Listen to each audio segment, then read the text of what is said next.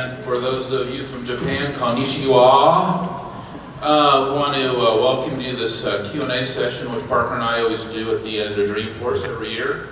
Love to get your feedback. First of all, I guess, did you have a good time at Dreamforce this year? Yeah.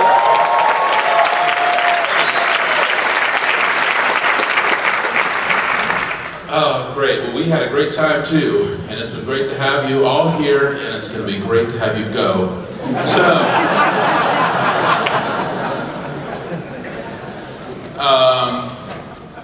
Parker, anything you'd like to say?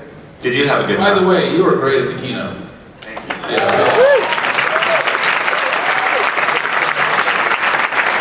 Yeah, Mark said this year, you know, we needed to make it fun, we needed to make it funny, and then he told me, he's playing the straight man.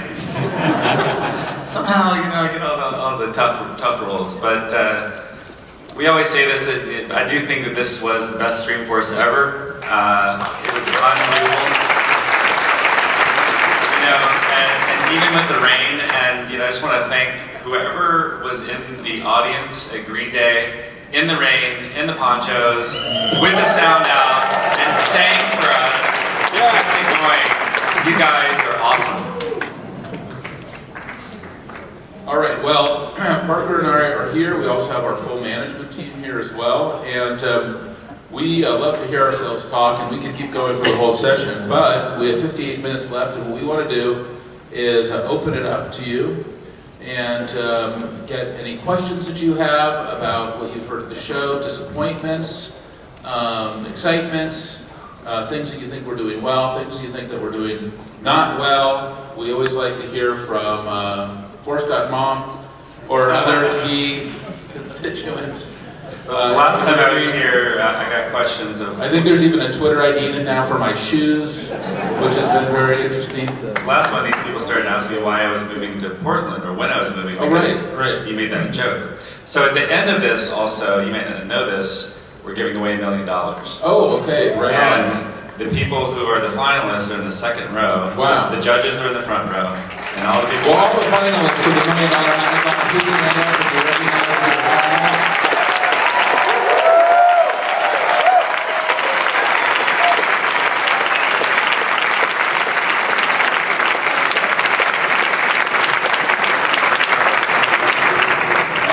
Congratulations to all of you. That's very exciting. What a great idea that was. Whose idea was that $1 million stack of thing? That was my idea, Mark. I don't know who it was. Okay, well, we're really excited to have everyone here. And we, like I said, we love talking and we love to hear ourselves talk. Enough about me. What do you think about me? Okay. All right. We're going to turn it over to you. We have runners with microphones, and we're going to turn it over to the audience. Pretend that we are a mic stand and just come to us, if you don't mind. Take the first question. Gina.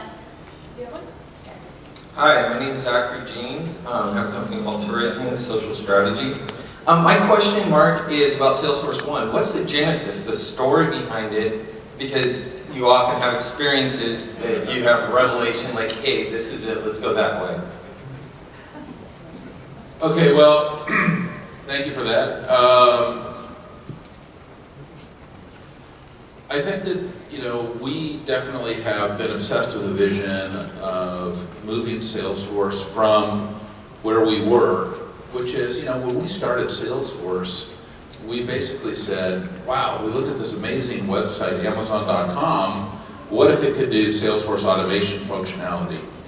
And that's what we built. We built a website. And we said, well, people use this to actually manage their business information, and they did. And then we had this phenomenal customer call us one day, who was in the medical industry, and he said, look, I don't have accounts, I have hospitals.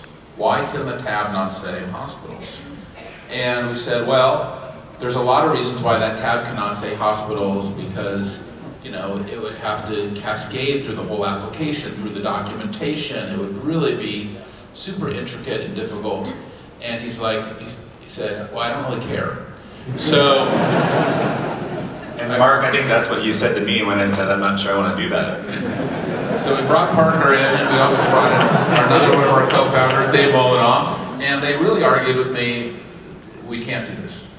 I said, no, we really have to do this. And they figured out how to do it, and that was the beginning. That was step one. Step two was we had another phenomenal engineer working with us who came in one day and said, hey, I've got this thing called Apex, and now we can do stored procedures and triggers and field validation and all of these things. And then we had page layouts, and we had custom fields, and all of a sudden we kind of had a RAD tool, if you will. Kind of, RAD is rapid application development, but you could build apps, yet we still had all of our core CRM functionality. And then we had multi-language support. We had this phenomenal engineer, Okawa-san from Japan, who added multi-language. And the technology kept getting better and better and better and better and better. And we had this full, really phenomenal SFA environment, and we had the full platform. Then we were very fortunate to buy Alex Deon's company, Instranet, and then we really started in earnest in the customer service area. And it's a phenomenal, it was a amazing and phenomenal product. But something really earth-shattering happened. We saw the emergence, the tremendous software engineering of Scott Forstall at Apple, and the visionary work of the late great Steve Jobs produced in 2008 the iPhone. And when we got the iPhone, we were like, wow, what are we going to do about this? And then what we saw was, okay, we can do more, and we started building apps, like everyone else has built apps. And what our apps did was mostly they were kind of these native apps on the iPhone, and they were, speaking to our data. And we, of course, we had an API, and we were able to read from our database. And so it was kind of a client-server model, if you will, except for it was client service. It was the phone talking to the service. But all those customizations, all that metadata, all those custom apps, all that incredible work was not coming into the phone environment. And that really started to bother us in 2009, 2010, as phones really just took over the world. And we're like, well, this is a paradigm shift. We're moving from the laptop, desktop world to the phone world. And then, of course, we saw the iPad world emerge, and that amplified it. And of course, we continued to build apps, and we had, great demonstrations and a lot of usability is what I was using. But if I wanted to use our volunteering app, if I wanted to use our paid time off app, if I wanted to get to these incredible customizations, we kept having to go back to the HTML service. And honestly, I don't want to ever have to use a laptop again. I don't want to ever have to use a desktop again. The desktop remains the biggest security threat to corporations. It's a nightmare. Was never designed, the PC and the laptop were never designed to be on a network. But these phones and these iPads and these tablets and Android were. So how do we do it? How do we make that leap? And things like Visual Force, which were designed to run in the browser, how is that going to happen on the phone? So 2010, we started to really get this vision, and Parker's working on, and I'm going to have him fill in the details, technical details with touch. And we have this idea, we're going to use HTML5, and we're going to bring it forward that way. But as we started to do that, touch did not meet our expectations fully, and we were not getting, I look at the App Store reviews, that's what, I always go back to that and talk to customers. And when I was talking to customers, our own employees, they did not have the kind of, etheric reaction that we want when it comes to touch. And that was kind of not just after the end of last year, but the previous Dreamforce, it was already on our mind. And there was also something else happening at the same time, which was all of the investment that their customers had made, and bam, it just running on the phone. It's not like we're asking them to do something incredibly easy. We're actually asking them to do something incredibly hard. But I have tremendous faith in my engineering organization at Salesforce, and Parker, and in all of our engineers that we have in our company. And I really believe in them. And we came up with this vision about a year ago after the last Dreamforce, where after the last Dreamforce, I really became very passionate about this, and we had something called Project One. And it was originally called Project Y, and then it evolved into Project One, and now it's Salesforce One. But the idea is customers need to be able to, and it starts with me actually, because I'm customer number one, I started that way, it's gonna end that way, damn it. And I want to be able to take the phone out of my pocket and run Salesforce. I can do my email, I'm doing Twitter, I'm doing Facebook on my phone.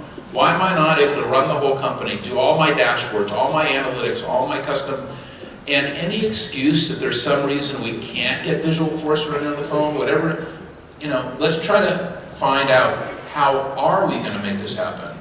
And our team has done. Well, from our perspective, this is by far the most exciting shift ever in technology, and that's why we made the whole conference Internet of Customers.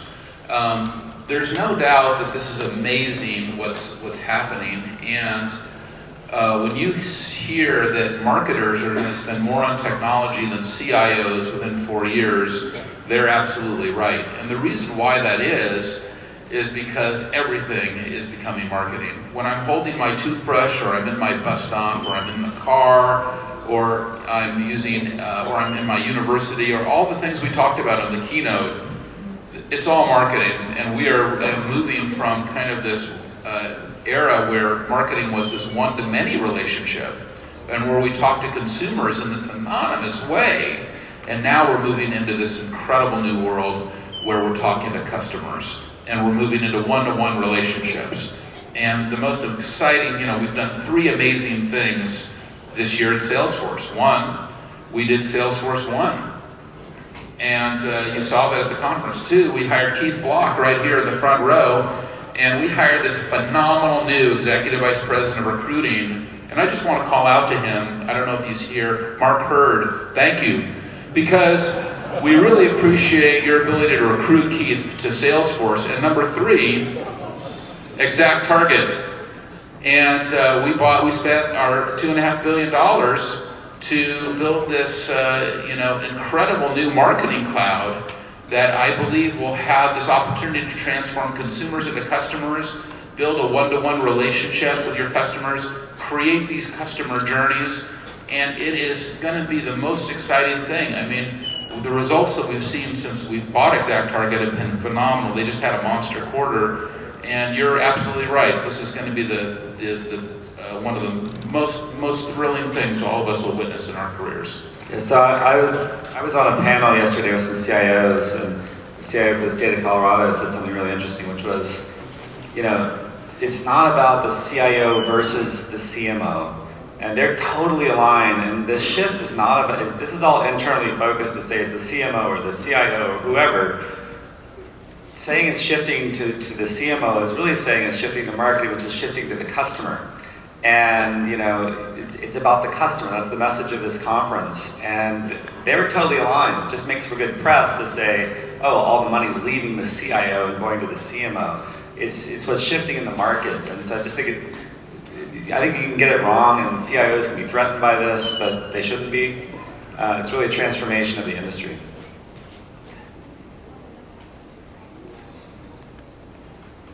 Good afternoon. I'm standing in proxy for Momforce and ecopreneurs all over the world.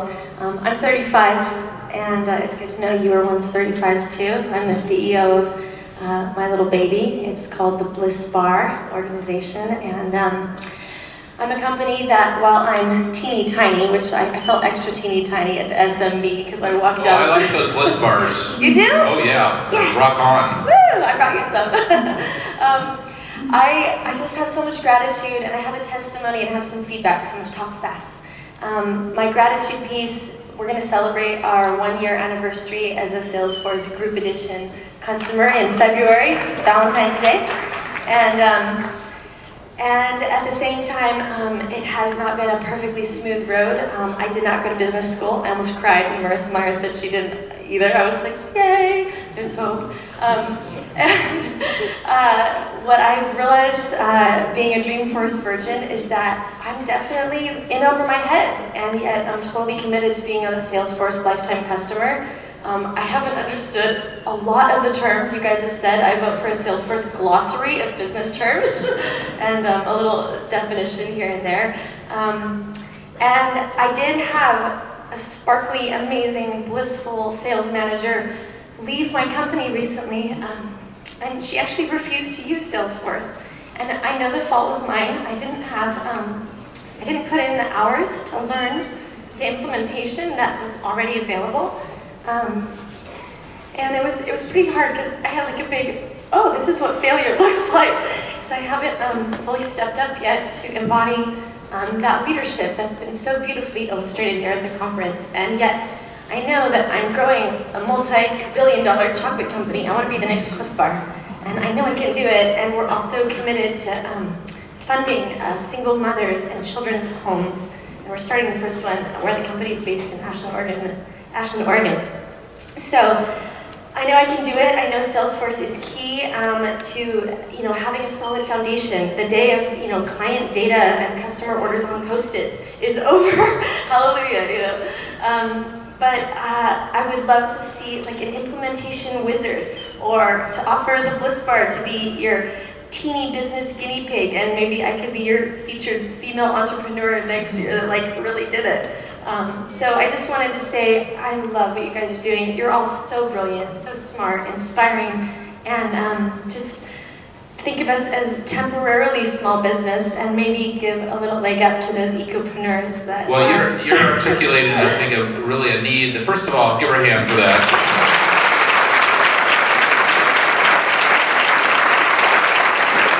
And number two, if you haven't had a Bliss Bar, you should try one of those things that she's doing. It's unbelievable.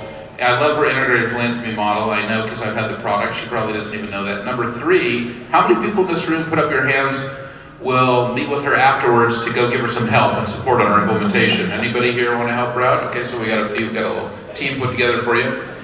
And hey, free support, offer it up. And but I think we can do more on implementation wizards, on making it easier for small businesses.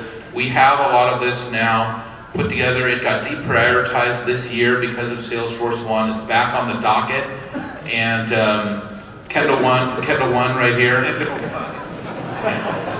Kendall Collins, our EVP of Salesforce One, also known as Kendall One, would love to be in Bliss with your bar. He would love to get your requirements so that we can build that out for you over the next year, because it's one of our major goals. So thanks for articulating it. Give her hands.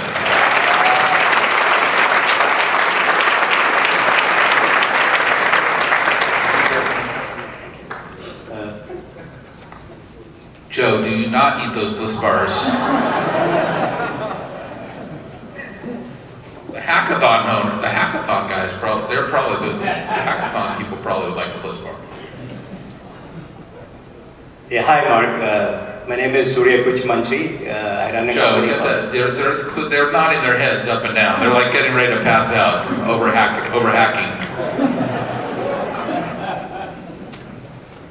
Hi, my name is Surya Kuchmanchi. I run a company called Icon LLC. I've been in business in electronic medical records for 12 years, but I love the fact that you said it is not about EMR, it's about connecting dots. Thank you so much for saying that. That's what we believe in. But more importantly, what I learned at Dreamforce was your first hour of your giving back to the society, which we believe in also. And some of my clients who have started with me to start a not-for-profit called Life is Great Global. And we started this 3 years back. And it has been a phenomenal experience so far that we've been able to expand and do our service to Haiti, in Dominican Republic, in Philippines and India, and so on and so forth. Every year, we are doing about 4 large visits to Dominican Republic, where when we say a visit, we mean about 60 to 70 doctors, paramedics, nurses going there and doing free service for a period of 1 week or plus. It has been phenomenal. I would appreciate if you can please look at our website, ligglobal.org. And we're also Can you spell it for us so that we can get the exact website? Sure. It is called L stands for Life. L is Great Global. LIG global.org. And I'll send it across as well. My big challenge as CIO of this organization and founder member, we are contributing about 20% of our earnings every year, including my chairman, who is Hernani Sadrol, and Sarah Timapuri. All of us And what the biggest challenge that we are facing is when we go to these far-flung cities like Dehradun in Dominican Republic, Vikarabad in India, Iloilo, outskirts of Iloilo in Philippines. The biggest challenge we face is we do not have infrastructure for cloud. We really do not know how to get connected. But without connection, we can't maintain the continuity of treatment. We can go there, treat the people, but they are forgotten children afterwards. We come back, we don't know who they are. And when we go back, we don't know who they are because the connectivity is not there. As somebody... Is there cell phone connectivity or not even phones? Very difficult. Cell phone is it's not easy to get connected. Now my question is, of somebody who is looking so far ahead of time, connectivity is so important where there is no connectivity. Do you have some options for this, which is the biggest pain point at this time I'm facing? Thank you. Well, I think you articulate, it's a huge opportunity, and I know Google, for example, is doing some phenomenal research in that area. They're getting ready to do some new types of connectivity for exactly the type of region that you were at. The person who was running that was actually at dinner with us last night, and I'm very optimistic about that, but I think we have to do more. And I think we have to continue to work hard to not only connect and get all those who are not connected put together, but even in our country, it may surprise you that we still have very much a digital divide here, and we still,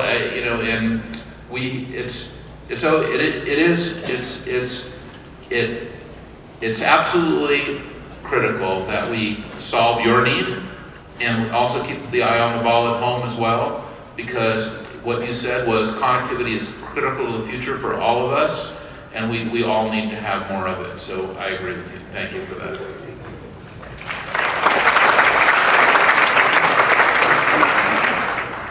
Well, one of the projects, just speaking at home, is just in our schools here in the United States.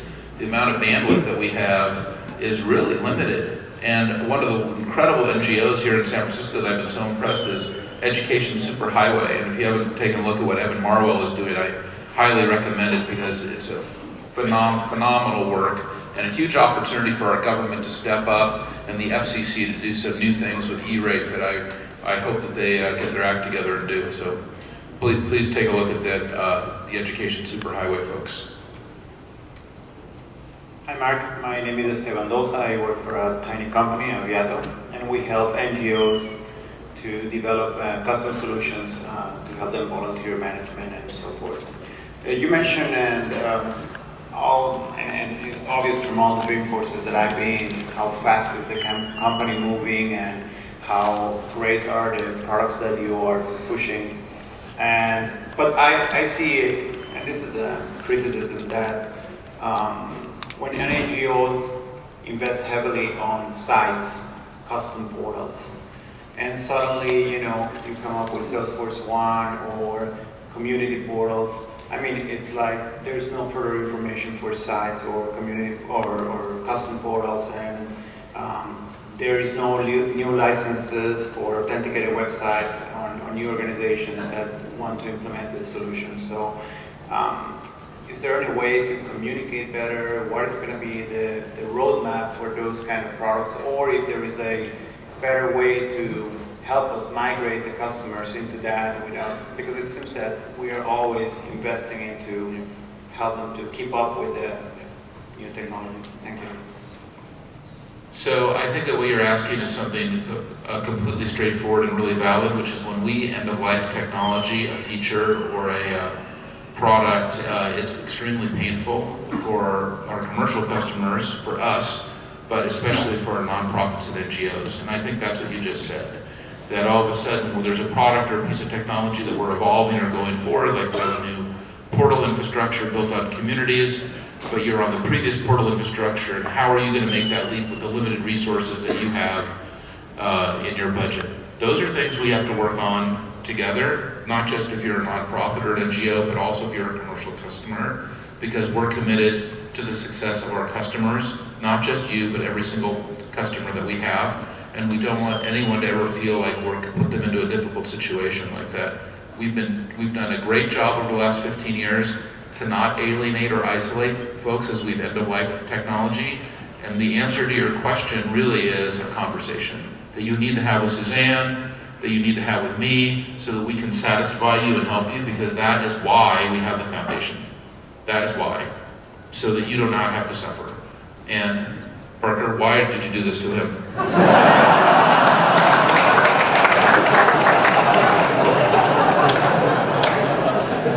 So you're touching on an area that we let too many things happen, too many different flowers bloom, too many different ways to create a portal, a website, and we've been bringing them together under the community's brand and community's technology. I think we're almost done with that. Communities is out, it's GA, but moving all customers forward and completing all that, we probably didn't do as good a job on that as we were doing on Salesforce 1 and bringing you into the future.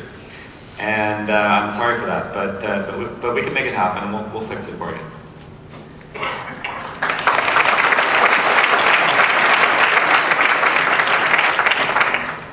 Hi, my name is Willie Hoijkaas, and I'm breaking the rules because I'm an employee. But I'm the dev lead or development manager for AppExchange and ISV Core. And I wanted to ask you what you thought of my shoes. I liked your shoes, and I liked the contrast with the skirt as well, the red with the gray. It was perfect. And then I want Who to say, makes those shoes? Converse? this one I think is Skechers. Very good. Do they light up also? No, they do not. My daughters do, though. And I also want to thank you for having a focus on women at this conference and to help them stand up. I want to thank Rajan.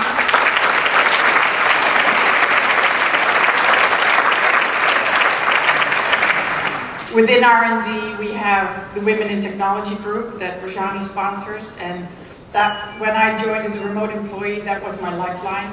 I love that group, and I just want to thank you for putting this focus on this, and this was me leading it. Thank you very much.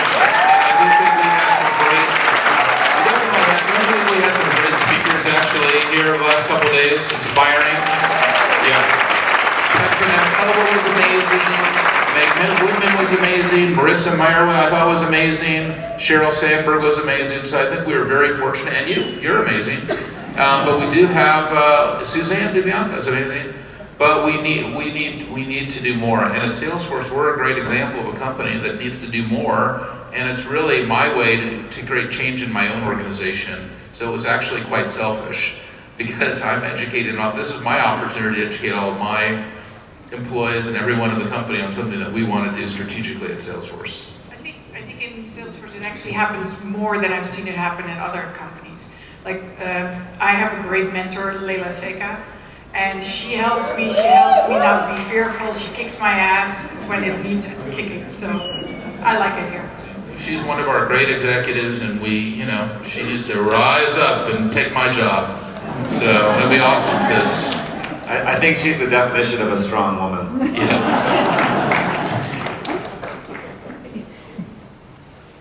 Hi Mark, my name is Leslie Leone, and you were a year ahead of me at Burlingame High School. And I graduated at 32, I became a lawyer, and look what you've done. I feel like an underachiever.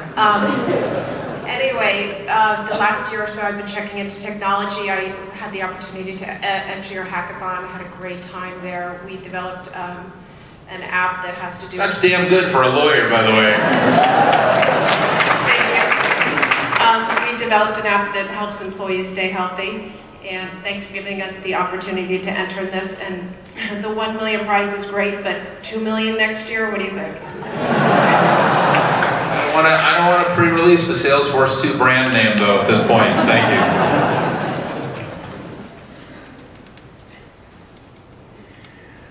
Hello, Mark. My name is Leonard Rubio.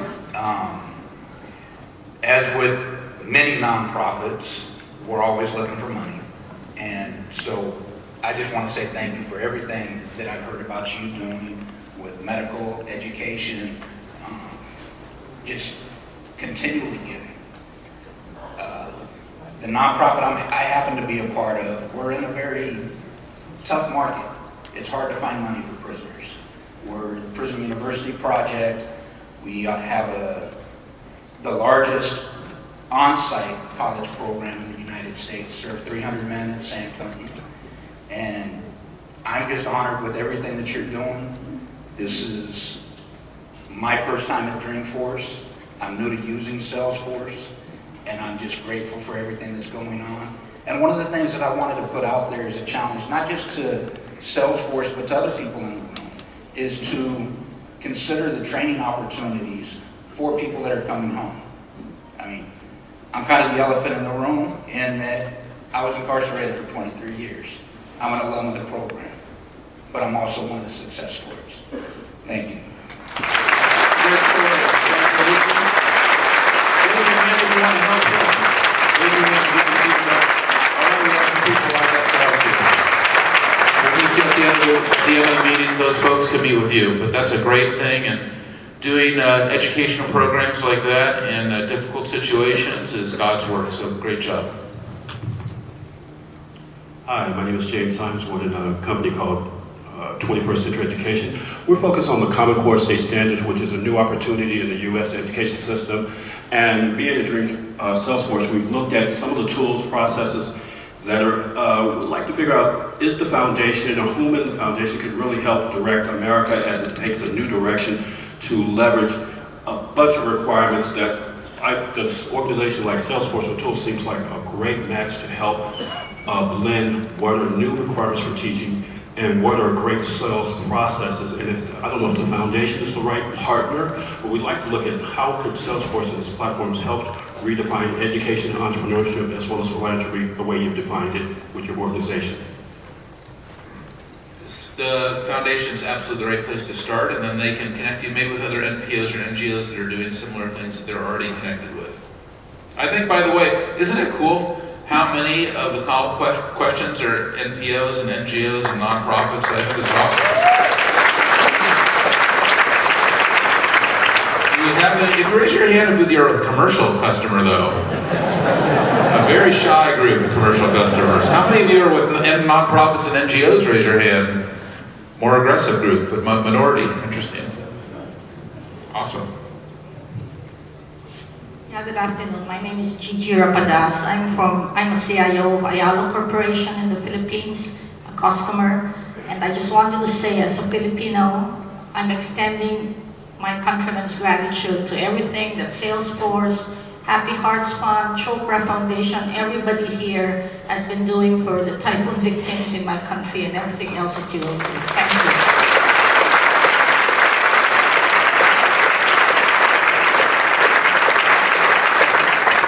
And there's a lot more that we have to do, and the Philippine situation is very sad, and our hearts are with you and with your people.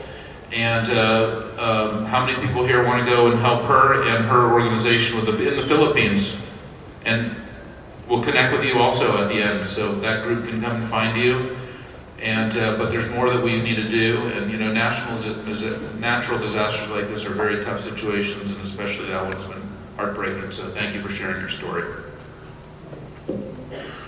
Hi, my name is Sarah. I'm an admin from Portland, Oregon. And I just wanted to say thanks to both of you this year for supporting and encouraging the community through the development of success.salesforce.com and for putting together the Success Community Zone this year. I found that to be a huge resource for me. It's Dreamforce, so yeah, exactly. For Ms. Bliss, you should definitely get involved in the Success Community. Can you tell us a little bit more about, because Parker and I are not completely sure what you're talking about, and it sounds very important. So, I know we have a lot of things going on in the company that are awesome like that, and I just would like to hear, what is the Success Community?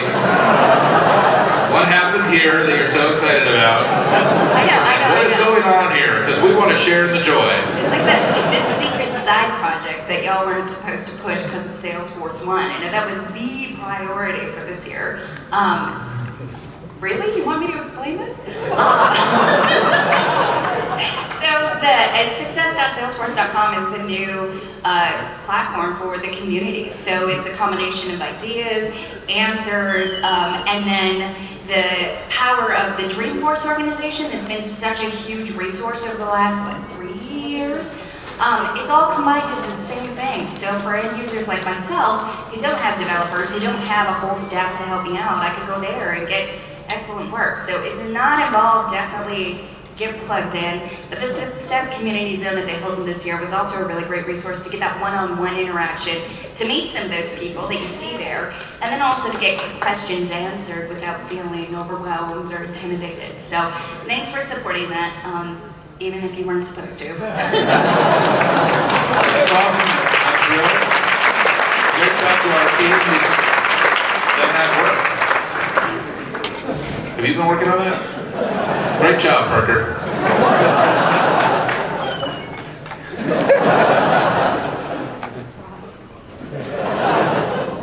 Parker was delighted to learn about this engineering effort, so thank you for sharing that with us. It's actually one of our goals to do more of that and to integrate that more deeply actually into the product, as well as into the way that our website works. And we want everything to be part of our community, and I think you articulated the importance of it incredibly well. It's one of my top 3 goals for this year coming up. And what you're saying is that we need to discover that within ourselves. We have this great new technology that we've deployed this on, which is our new communities technology, and we want to do more of this. And we need your guidance and support, actually. So actually, if you could just get connected with George as well, that would be really great at the end of the thing. Thank you. How about a hand for her? Awesome.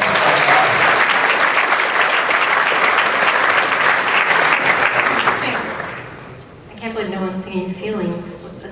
Feelings, no. Hi, my name's Sharon Prager. I'm from Seattle, Washington, and work for a group called Envia. And I learned about Salesforce about 8 years ago as a professional fundraiser. It was actually recommended to me to use to manage donors. And I'm not sure how long you've had the whole nonprofit edge, but thank you so much for doing that. I first used Salesforce when I was in digital media a couple years ago. I was plunged into it as an admin, had to learn on my own, and then I decided I loved it so much that a couple months ago I self-taught, took the certification, became an admin, got hired, and now I'm a Salesforce admin. So I absolutely love it. I'm a Ruby, I'm a junkie. When I was in fundraising, they used to say that if you wanted money, or if you wanted someone's opinion, ask for their money. If you wanted their money, ask for their opinion. And I think a lot of the salespeople could also use that. Stop selling, stop asking for money, and start asking opinions. I'm not going to either ask you for money or your opinion, but I do have a couple things I want to share with you. When I was in legislative advocacy, the people that we used to go to was not the legislators. That's not who had the power. It was the staff. It was the person at the front door that could let us in. And I'm going to be a developer someday. I'm going to be an architect. I could be sitting in your seat. I don't know.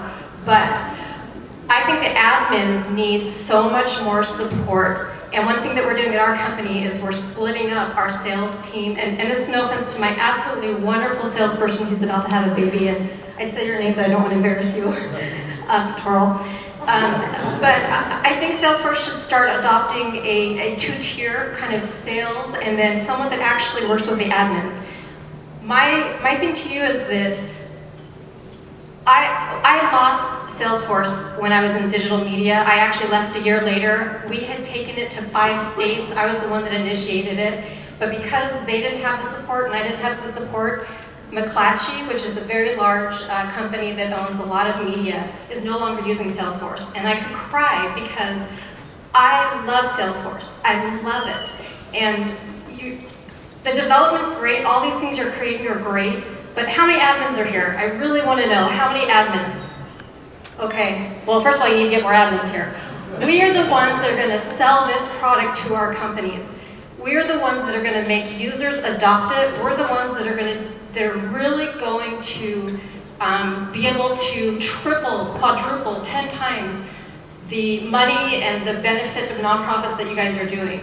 Because if I don't do my job well, we're going to start looking, my executives are going to start looking somewhere else. We have 100 users right now, and for the first 2 years, I heard there was no training. The person who before me did no training with anybody. All they did was formulas. And I really want to change that, but I also want more support from Salesforce in architecture, in, okay, we're here now, how do I get to here? And all of that. I'm asking your opinion, what do you think? I think that's great, and I think that's something that a lot of work, we have hundreds of thousands of customers, and I would say a lot of them are going through what you're going through. And George, who's our COO, is in the front row here, is nodding his head up and down, and I'd love for you to meet him and exchange cards, and we'd love to contact you and get more. I mean, we should have a conference just for admins, you know? Or there should be a part of this conference just dedicated to admins, but I don't think we can do too much education. I don't think we can do too much community development. Like to the previous speaker, I think that, you know, her comments are related to yours. We need to do more over here. That also can help you. I think that, you know, the more that we can get admins helping admins, architects helping architects, developers helping develop, we're never going to be able to do it all. We always have to do more, but I think community development is a huge part of it. Conferences and in-person is really important, and then you need a Mayday button. You need to be able to hit a button and say, I've already done the community, I've already been to the conference, I'm really in trouble, help me, and know that, you know, we're going to get that support to you. So George will help you, and also we have a phenomenal executive, Maria Martinez. I don't know if she's here, but she's great, and she needs to hear from you as well. And she works for Keith Block, who is our vice chairman and member of our board of directors right here in the front row, who's responsible for all of our customer activities. And he would love to get involved in this as well, as part of his onboarding experience. Maybe I'll assign it to him. So, thank you very much for that. George was very excited about that last thing I said. All right. All right, and I think we only have time for one more question, and then we're going to move on to you want to move on to the $1 Million Hackathon after that? Okay, one more question here, and then we're going to move on to the hackathon, and we can take any other questions afterwards. Thank you. Thank you for taking my question. I just want to say, my name is Kimberly Bergmeyer. I am with F5 Networks up in Seattle. And thank you for building this platform for a business. And I like the focus on the platform. We've got the Sales Cloud, the Service Cloud, the Marketing Cloud. With the movement into big data, master data management, and predictive modeling, when do we get the Analytics Cloud? And how can I be a beta user for that? If we had an Analytics Cloud, how many people here do you think would be a customer for the Analytics Cloud? All right, about half or a third.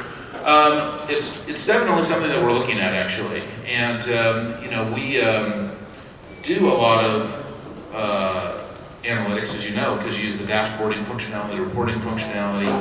And I think there is an opportunity. We've bought some companies recently. We've also done a huge amount of work. I don't know if you know Keith Bigelow on our team, who's running our analytics efforts. I don't know if he's here, but Alex Deon is here, who he works for. And maybe you could talk to Alex, because one thing that I have two answers. The first answer is, don't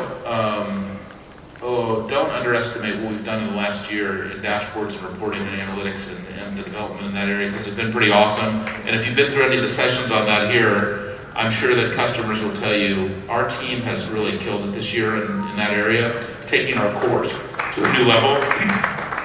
And I'm very appreciative for all of their hard work.